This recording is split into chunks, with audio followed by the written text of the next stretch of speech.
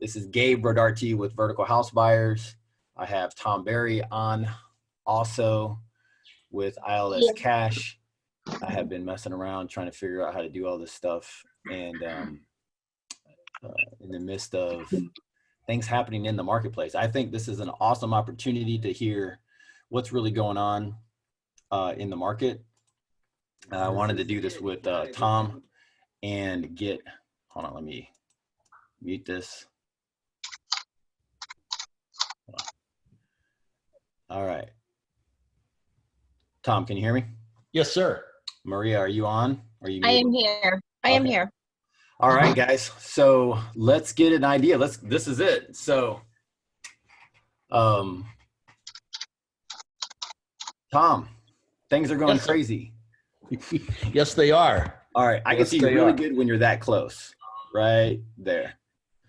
So I was just looking, and the market is going nuts. Dow's at 19.4 right now. It is 12.20 on March 18th, just for recording purposes.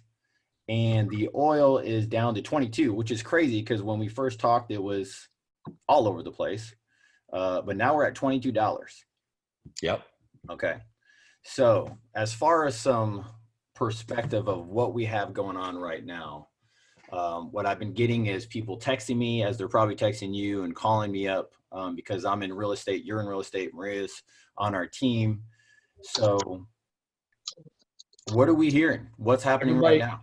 Yeah, everybody wants to know what's next. What do I do? What do I do? What should I do? Should I continue to buy? Should I not buy? And I think, let's preface this by saying nobody knows. If I sat here and said, oh, I think I know what's going to go on next, that's just untrue. So anybody that tells you they think they know what's going to go on next, I think the best that is an educated guess, really. So that's the first thing I think we need to say. After that, let's talk about what we think could go on next, right? I think you touched on one of the biggest issues for us here in Houston, and that's the price of oil, right? The coronavirus, yes, it's making people stay home. Restaurants, bars, everything's shut down. Retailers are shutting down. And I think we're going to see more and more of that as the ones that remained open they're going to be under pressure from not only their customers, but their employees to shut down. And I think you're going to see a lot more of that to the point where there isn't much to go out of the house for because there isn't going to be much open. As that happens, people are losing paychecks. That's obviously going to have an effect on us as entrepreneurs. Federal government is saying we're going to see some relief. I've counted up to roughly $3 trillion they've promised. I don't know how that's going to play out. I don't think anybody does. We don't know where that money is going to go. Most generally, if we just use past history as a guide, the government bails out the big guys and the government bails out the little folks. And those of us in the middle typically don't see a bailout. If we look at hurricane relief and we look at other past histories, I just don't see a lot of people crying for the landlord or the real estate rehabber. And we don't have that large a lobby to fight for us either. So I wouldn't be looking for much in the way of bailouts if you're a real estate entrepreneur. I've been hearing government officials talking about suspending evictions for the time being and foreclosures. If that happens, all that is a license for people, even people that could have paid their rent or their note, to not do it. And I think if the government takes that step, that is an absolutely foolish step that just invites more havoc on the economy and at a local level. What government people don't understand is there is a large economy that does not have bank backing, and that's us, the real estate entrepreneurs. So they think if they tell these folks, oh, you don't have to pay your notes, that all they have to do is shuffle some money to the banks and that'll make it up. Well, what about us? What about us guys out here that are not banks? So that is a concern of mine. Telling people you don't have to pay your rent for the time being because there's not going to be evictions. Well, that's all well and good for that person, but what about the person like you, Gabe, who owns that rental and you have a note that you have to pay, and that's still due at the end of the day, whether your tenant pays their rent or not. So those are some of the things, the concerns that I have right now, some of the things that we're looking at. And, I think the best thing that we can do is to hoard cash, because I really think cash is king right now. If you've got 2, 3, 4 months worth of cash to get you through without collecting on your notes and collecting on your rentals, then you're probably going to be fine. If you don't, then I would figure out, where can I get cash? Could I refinance something? Could I pull some cash out of something quickly? Could I sell something quickly to really bolster your cash position? Because I think cash is king right now. Can you hear me? Yes, I can hear you. Cool.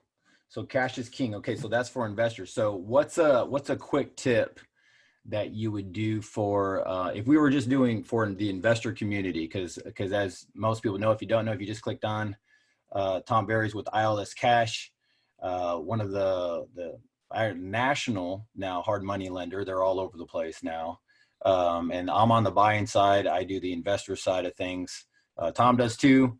And so we wanted to do this quick Zoom / Facebook Live, just kind of grab perspective and share peace of mind, right? So what is some things that you would say, okay, look, I've seen something similar to this. No one's ever been in this place before. No. But what is an idea that we can do on all levels, kind of like a neutral thing that we can do besides, making sure that we have enough cash? Because that's, if you don't have enough cash, right, by now, we got to move on. Well, I disagree with you, Gabe. There are some things that you can do to bolster your cash position now. For example, if you had some rental properties that had equity in them, you could potentially refinance those. There are some hard money lenders like ourselves that can do a quick refi, have that done in a couple of weeks. And that could certainly be beneficial if somebody's sitting out there with one they own free and clear. That would be the first thing I would do. That's nice. Is get some cash set aside so that you can make payments and you can make your obligations, even if the folks that you've rented to or sold on owner financing to can't. But we've talked about the dreary side of this. Now look at the optimistic side of this. One of my biggest borrowers called me yesterday and said, Tom, how much money can I have right now? Because everything is on sale. Guys that I've been trying to buy properties from for months and months and months, and they wouldn't come down on their prices, they're calling me now wanting me to take it from them for practically nothing. Wow. Stuff that he was typically getting at $20 a foot, he's getting offers now at $6 and $10 a foot. So nice. These are opportunities that I'm seeing out there for the guys, again, that have cash available to them, whether it's theirs or whether you have lines that you can use or friends in the lending industry that you can work with. But there are going to be some phenomenal opportunities. I would just say this: if you're buying in this environment, and I encourage people to do so, take a couple of things into consideration. And we're certainly doing this on our buying side and our lending side. I think we are bound to have a recession follow this. Okay. We are bound to. There is absolutely, in my mind, no way around that. So I think prices are going to take a hit. And I would certainly take that into consideration, particularly if you're trying to flip through this environment. In fact, my advice would just be really be careful if you're trying to flip through this environment. You got some stones if you're trying that. But if you're looking to buy and hold, if you're a long-term investor, this may be a perfect opportunity to pick up additional units. And that's certainly where my mind is. It is not on the flipping. I think the uncertainty is a little too risky for my tastes on the flip side. But if you were going to buy and hold, whether it's commercial or residential, we're all over that, and we're lending on that. Absolutely. Cool. Hey, Derek just said that Trump announced a little while ago foreclosures, evictions until the end of April in his news conference earlier today. Yeah, I had heard rumor of it, but I had not verified it, so I didn't want to say that it was a fact. We'll have to see all the fallout of that. But I just think that I think that's a dumb move, just to put it bluntly, because now, what you're doing now is inviting everybody in the nation to not pay their note and not pay their freaking rent. Right.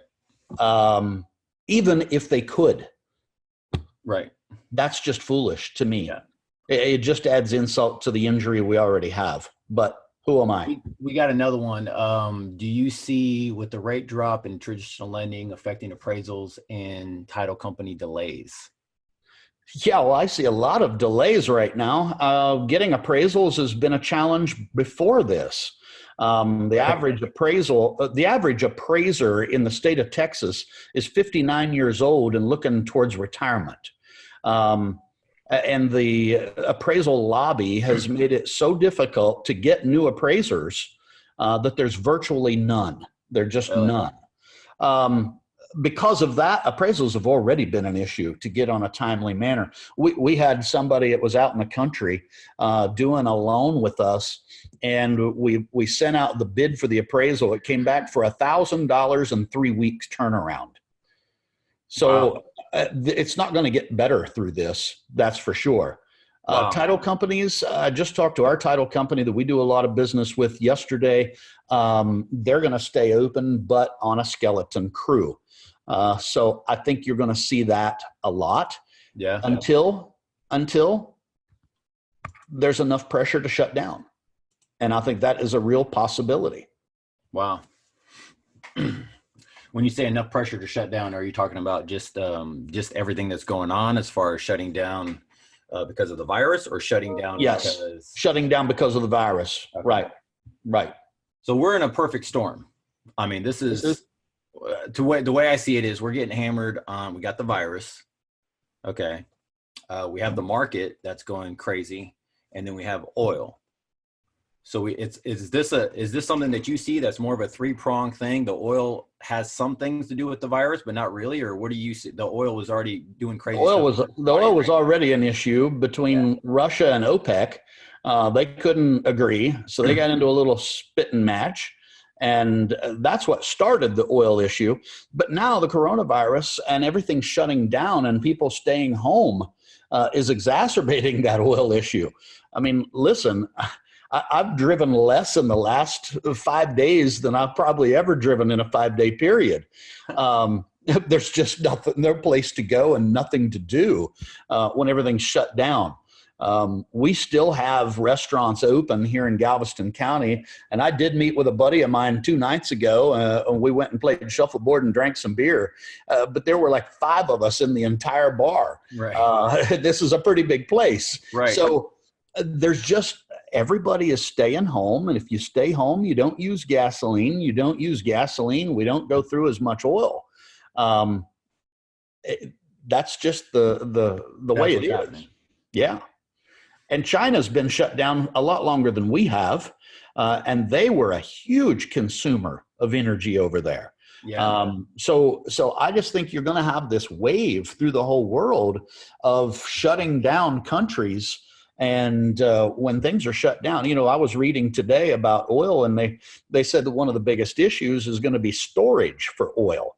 We can only store so much of it. And, when you're used to going through 100 million barrels a day, and that drops by 20 million barrels, what do you do with that extra 20 million barrels a day? We only have so much capacity for storage. So I think that's the major issue. The thing I heard an article, one of Trump's releases was Saturday or Sunday, and he was mentioning he's going to fill it up to the top. He's going to get as much reserves as possible while it's as cheap. Yeah, they're capable of taking so many million barrels a day in the strategic oil reserve, which is what you're talking about. But that they can only take so many barrels a day, and it'll be done in 40 days. We'll be maxed out. We won't have any more storage in the strategic oil reserve. Really? So, I mean, yes, that's great. And I think it's wise to go ahead and stock up when it's on sale like this, since it's taxpayer dollars that are buying it. But at the end of the day, we can only store so much. And that's only going to be a Band-Aid for the price of oil. Yeah. And a very small Band-Aid at that. So let's go to the market, stuff that we're seeing in the market right now, which is just chaos also. It doesn't seem like this thing is going to just bounce right back in the next couple months. No, right? I don't expect it to. I don't expect it to. I think we're going to see the total chaos like we have right now for a good 60 days until this thing runs its course and we know how much the virus is really going to affect people and how many people that is. Once that's over with, then we've got the aftermath of the economy. To try to put back together again and get people back to work. You've got Honda shutting down plants in the United States. They're not going to make vehicles for the next month or so.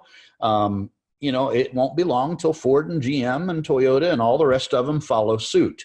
It just takes one to make that decision, and then they all have to because of the pressure. Right. The political pressure, that is. Right. So it's going to take a while to ramp back up once everybody does decide that it's safe to go outside again. Right. Yeah, that's one of the things I was thinking of. Not just on the market side, but on just the real estate side. We have a lot of great friends that are realtors. I'm a realtor investor. A lot of investors. And the reality is, and so here's the part that kind of gets me.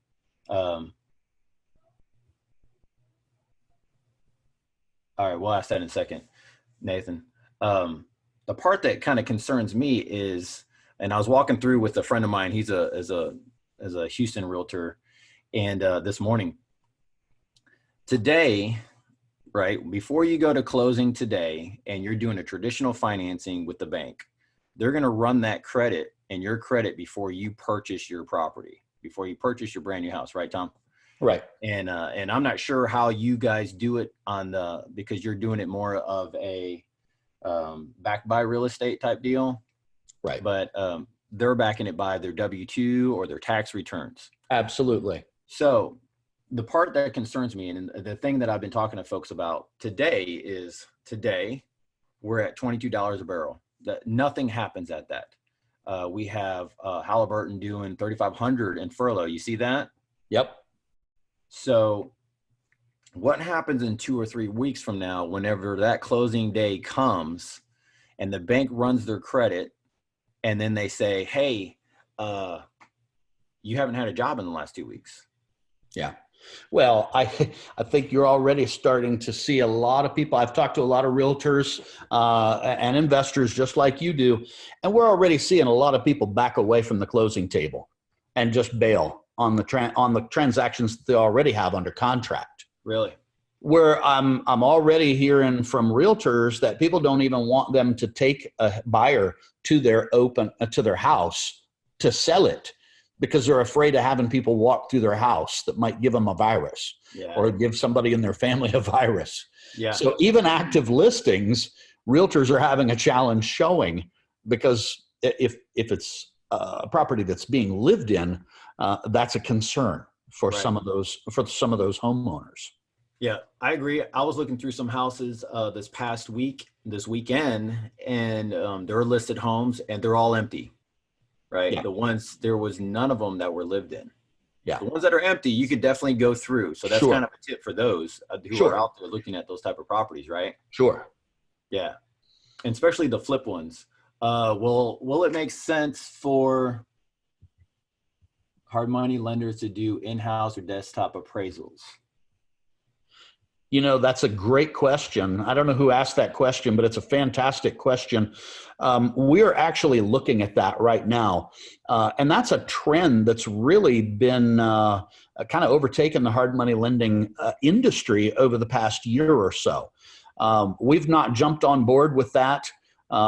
But we are certainly looking at it right now as a fix for our long-term appraiser problems. I think the appraisal lobby is going to put themselves out of business, to be quite honest. If you look, there are so many technologies available to find or create a valuation of properties that appraisers, I think, are going to, at some point, become somewhat obsolete. Wow.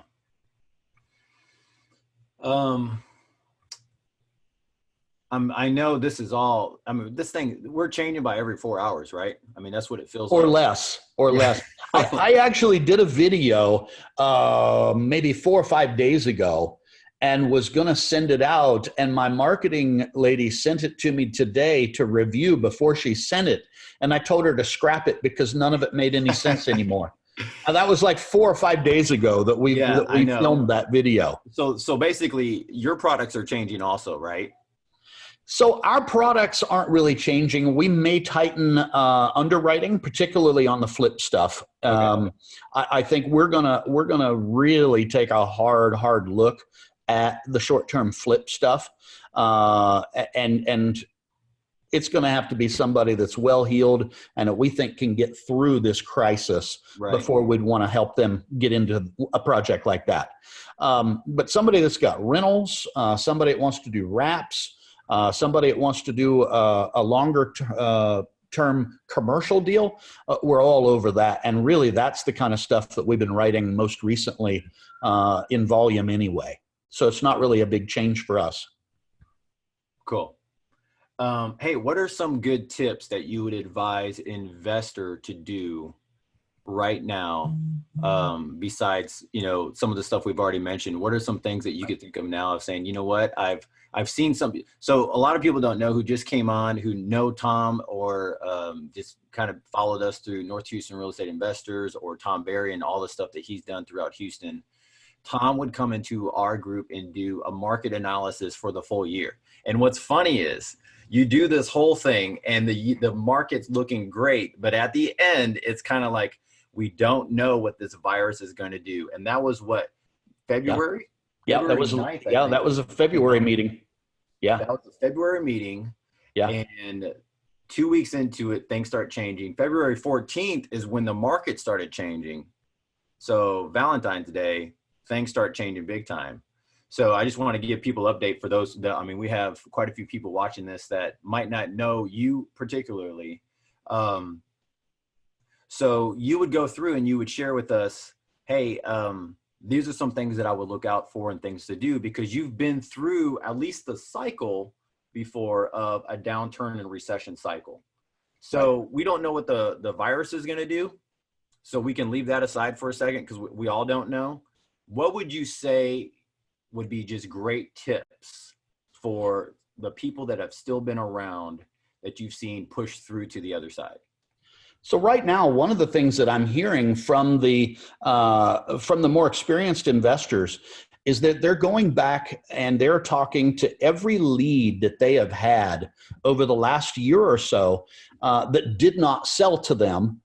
And they're renegotiating those leads. And out of anxiety and fear, or maybe just a need to raise cash, a lot of these folks are now selling properties at prices that they wouldn't have even thought about selling them for 6 months ago or even 3 months ago.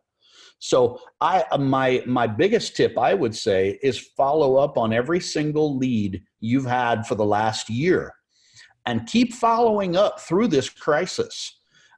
Because if you're the one that continues to follow up, when their pain point hits a certain threshold, and they do decide to sell that unwanted property or that distressed property, or they get into a financial distress that necessitates selling that property. If you're the one that's constantly followed up through this and checked in on them, you're the one that's probably going to get that contract. Right. Yeah, I definitely have seen some of that movement in this, just on some ones that we're working now. And we're helping these people out. And the bottom line is, so, one of the things that we do the most is really go in and what most people don't know is that the investor, if you look at it in a way of saying, I'm in a service industry, all right, you can do a lot of good and you can build your business, right? Instead of looking at it of saying, you're just trying to buy the best deal. Because really you're helping someone move on from a situation or move that property or that land or whatever it is. And you have the tools to make it work and the money, the financing, and some of the knowledge to help them through that process. And it's a service to them. Absolutely. Right now, I think people, if you don't have the skill set to communicate what you're really doing, it's going to come out pretty slimy. It's going to come just because it's going to come out slimy. And you have to have the skill set of explaining, hey, look, this is where we are right now in the marketplace. This is how I can help you. And these are some key factors that you might not know of yet, what's going on. And some small stuff like that, I was talking with one of our sellers and I just let her know, I'm like, look, here we are. I don't know how long this is going to last. I don't know what's going to happen. But what can we do right now? Because we have to move you into a whole new situation. I know I'm going to buy your property. I'm more concerned of where are you going to go here? Like, how can we help you move on? Because that's the dynamics keep changing. I got a couple good questions here. Oh, that's a good question. Permits or inspections? Building permits and inspections. Yeah. Are they going to stay open? I don't know. That's a great question. That's why I'm not a real big fan of taking on new flip projects right now until we get some clarity on some of these things. Okay, I got another one. Derek Morrell, he's saying what's interesting is that this isn't a financial crash. Do you see that as a financial crash, or will it eventually be a financial crash? I think is what he's trying to say. And it seems the most issues are the fallout from the economy shutting down. How can investors get this money? Get financing besides ILS cash. Yeah, ILS.cash, of course. I don't know how the banks are going to react through this. Nobody does. And I think that's probably the question he's asking, is how are we going to be able to get bank money? I'll be honest, I've never relied on bank money anyway because bankers are too fickle. Bankers have no clue what investing actually is. They don't understand it. They don't like the risk of it. And so I've just never used banks. One time we used a bank and I regretted that because it was just a pain in the rear end. And I just hate banks and I hate the way they operate. So I don't really care about banks and how banks are going to react because I've never used them. I use private money 100% exclusively. We use some institutions that are not bank backed, some hedge funds and so forth. And that has always served us very well, even when we were just purchasing single family homes for our own rental portfolio. We just never used banks. So my opinion is if you have a mindset of not using banks, you don't worry about what the banking industry does. You don't worry about that. Build some relationships with some private money guys, and we can supply you with all the money you're going to ever use. Nice. Hey, we got a question. Scheduled to close April. Hopefully it still happens. I think this is a flip from Ryan. And he was saying right at the end of their loan period for a hard money lender. So if the buyer, something happens to the buyer, if it doesn't go to closing, how nice do you think the hard money lenders will play if we need to refinance in this type of market. Yeah, well, if it's Investor Loan Source, give us a call, and we'll certainly talk with you and work through that with you. If it's somebody else, I can't speak for them, Right. but I think you're going to find most hard money lenders. Let's just talk generally for a minute. Let's look at this and say, does a hard money lender want to go out and foreclose on a whole bunch of houses? No. I don't think any hard money lender wants that. That's not in their best interest. So I think they're gonna be willing to work with you, maybe extend that loan a little bit. You know, if you were set to mature, maybe they give you a 3-month extension or something like that. I think those things you're going to see a lot over the next several months.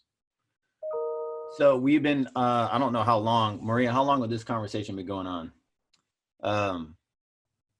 Since we talked, I think the Dow dropped $500 and crude is down to 20.95. 500 points and down to $20 on oil. Yeah. Yeah. It's going up and down. It's not at $21, but it was at $22.22 when we first started this conversation. Yeah. You know, one of the things that you could do is just watch this stuff hour by hour or minute by minute and drive yourself crazy. Mm-hmm. I don't think that's healthy. I just don't think that's mentally healthy. I think if you check in with the news once or twice a day and then shut that shit off and go do something productive, I think we'll be much better off through this whole thing. And not just with the markets either, with everything. Just watching the play-by-play of how many people have the virus, how many people's dead in this country and that country.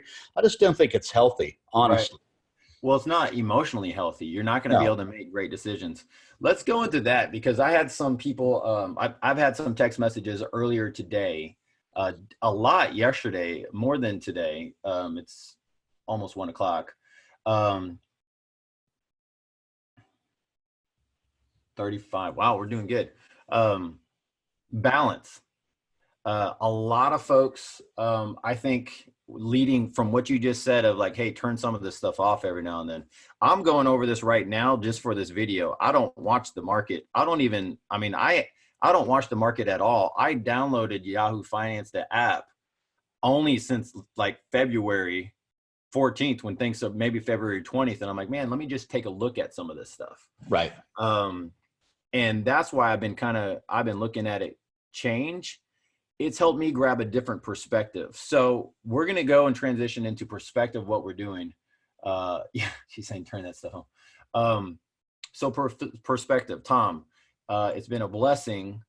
6-7 months ago, we're hanging out at the ranch doing stuff. And you helped me grab perspective of having a different view of business besides just real estate, just finance, just what we do. Right. And it's blessed me. Like I'm of a solid mindset now, as solid as I could be. And I think what's happening is this is throwing so many people off track that they don't know how to maintain balance during what's happening. I know that balance is a bunch of bull. Like the reality is it just looks that way. Right. Yes. So let's go into a little bit of that because I really want to help people grab perspective, kind of slow the roll and make good decisions for moving forward. Okay. So I think, right now, if you're self-quarantined at your home and you've got all this extra time, you can't go out running around shopping, you can't go to the stores, you can't go to the restaurants and bars. What do you do with your time? Well, first of all, you can spend more time with your immediate family. You might actually find out you like them.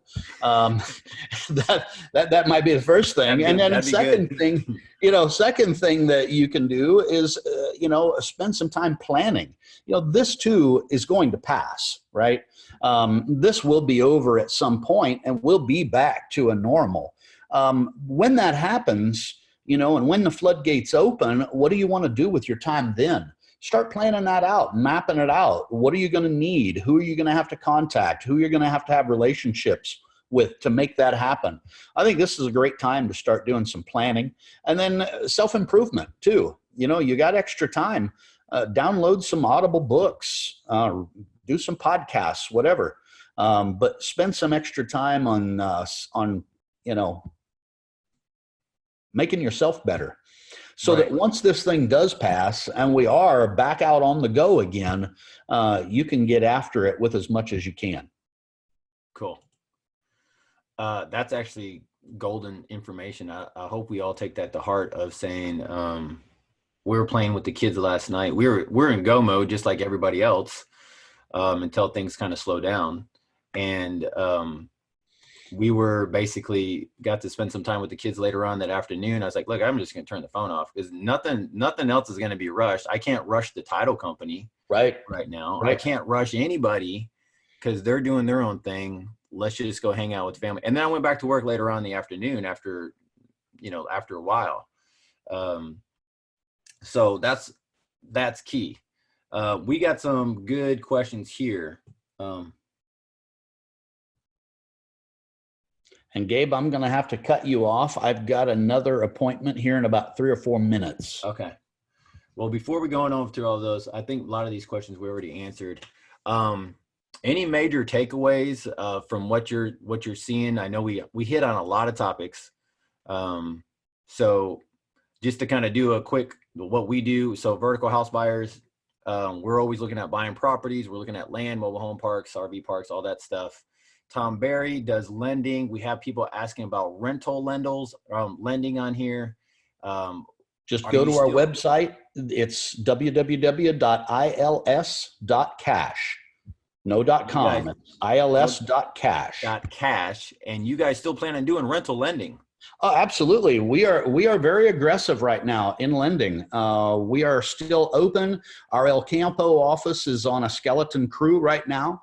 Our Houston office we shut down as of yesterday, and all of our Houston employees are still working full time. They're just working from home. We've set them up with laptops and monitors and everything so they can work from home.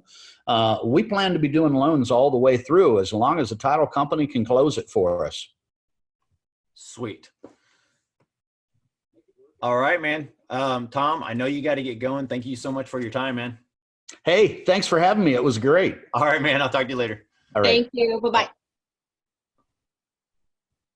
All right. We're going to shut this meeting down. Thank you, Facebook, for clicking in, and let us know if you need anything. Let's converge and talk about stuff of what we can do to help each other get through this season. And let's do some deals together, or whatever we could do to help you do some deals or grab perspective as we grow through this. Also, it's an interesting time, to say the least. I think all of us are going through it. And I hope all of us can raise to the standard that needs to be in right now, and get pretty creative with what we need to do. It's going to take a community for sure. So thanks a lot, guys. I'll talk to you later. Go vertical. See ya.